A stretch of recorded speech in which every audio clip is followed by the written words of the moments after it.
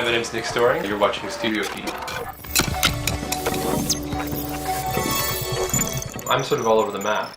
Eclectic composer, cellist, and electronic musician.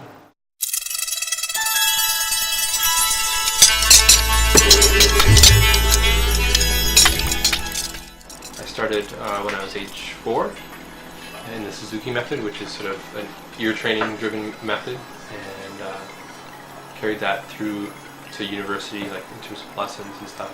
I did an undergrad in music, and so cello lessons were a big part of that, even though I was studying composition.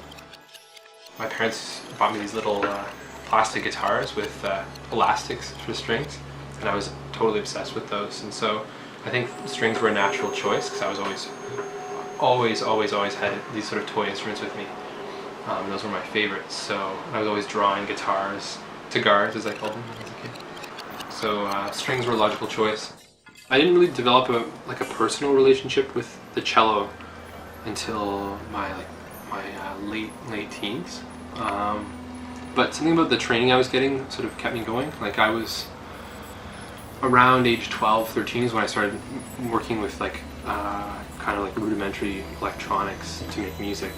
When I was, really young, I had this Mattel brand drum machine that I would always play with, and that was always really fascinating to me, and toy keyboards and stuff. And eventually I got a mixer. I started using recording tapes and kind of doing my own ad hoc turntablism with my parents' record player. Broke the belt. I remember I had this piece when I was 12 or even 11, where I had the drum machine going, and it was playing with a Robert Munch record, scratching the story, but in this really weird way. But I think that I sort of realized that having the cello as a sort of main instrument was really useful to have that training. So for me at least, and for where I wanted to go, I always had sort of really big ambitions in terms of the breadth of styles that I wanted to work in. I've always been kind of really oriented toward music. So I remember when I was age 14, I guess it was, that I heard, it was the first time I heard a piece of classical music that really spoke to me as a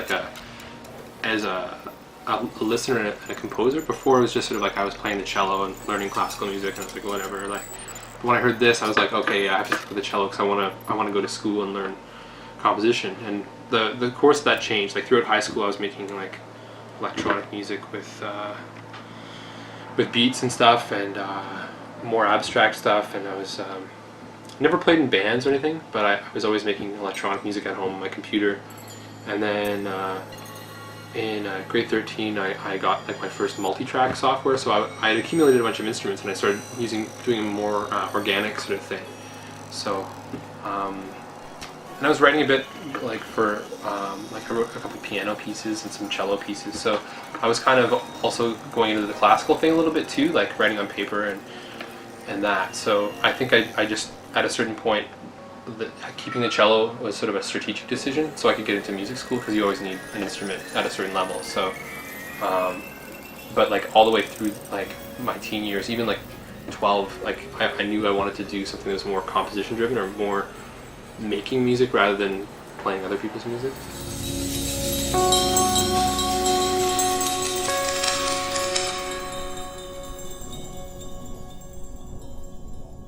My live and what I do at home are really radically different.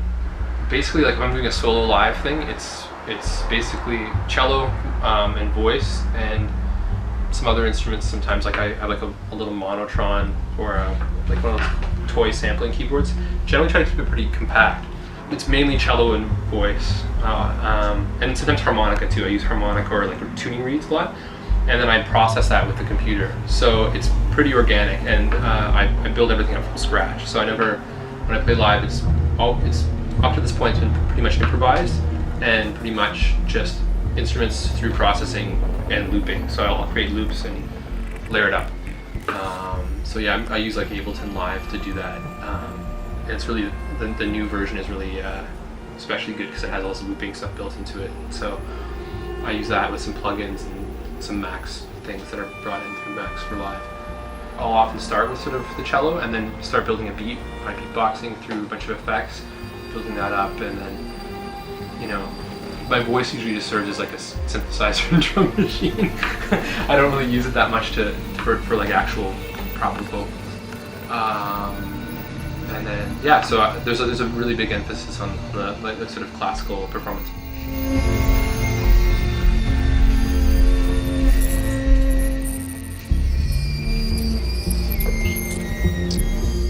I'm inspired by a lot of other things on the cello, and I'm kind of using it a different way. Like my technique is more sort of there's a strong influence from like Indian violin playing, like South Indian violin stuff, and other sort of, I guess, predominantly Asian musics, like from like Southeast Asia and South Asia, like just that sort of style of instrumental playing, because I feel there's like a, you have a scale and whatever, but there's a lot of ornamentation and like subtle shifts in the sort of texture of the sound that to me interfaces much better with electronics than say just playing like with that sort of bread and butter classical sort of cello tone.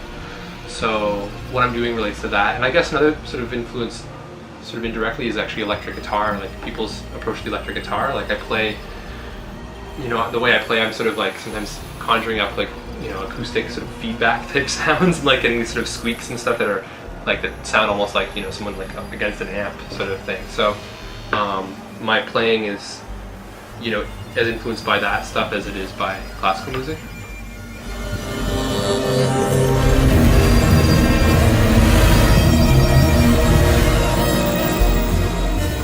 My audience is not really the classical audience, so it's more, I mean, my audience is more people who are into like electronic music, experimental music,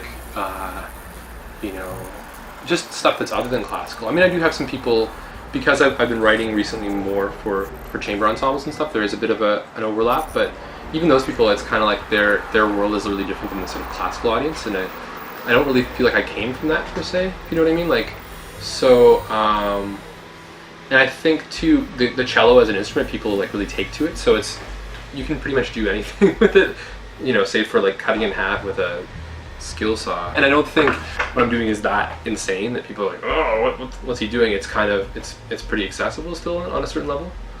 I guess in terms of other expectations, I think sometimes I find that because I play the cello, people expect me to use the cello a lot more in like my music than I do. Like in a live setting, I'm very much using the cello, but like the stuff I'm doing that's recording based is not that geared toward the cello. It's it's a range of things. So I guess that's it. The cello, I find sometimes the cello, because it's the cello, it sort of overshadows what I do to an extent, but so maybe that's sort of the way it tempers expectations.